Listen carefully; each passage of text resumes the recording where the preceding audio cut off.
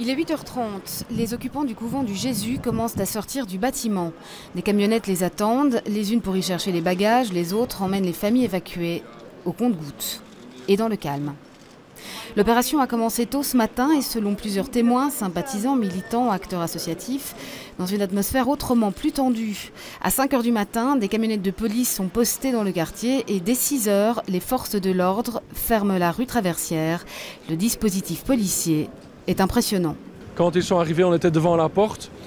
Tout de suite, on était prêt à partir, on n'en a pas opposé de résistance, mais tout de suite, ils nous ont repoussés, les boucliers utilisés comme armes pour nous repousser, menaçant de matraque, et c'était extrêmement violent. Une violence tout à fait gratuite. L'importance du déploiement policier, il était nécessaire, répond Emir Kir, pour l'effet dissuasif, mais aussi pour forcer les étages supérieurs, où certains s'étaient barricadés.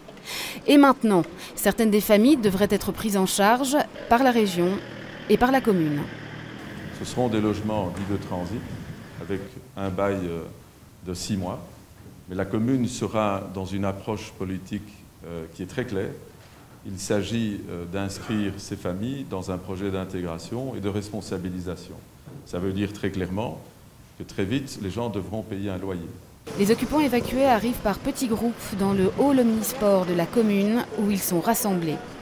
On va essayer de voir avec chaque famille, cas par cas, quelle est la situation, quelle est la possibilité de les remettre en ordre au niveau papier, au niveau logement. Selon la commune, il restait 119 personnes dans le couvent ce matin, dont 38 enfants. Nombre d'occupants avaient quitté les lieux par crainte de l'évacuation.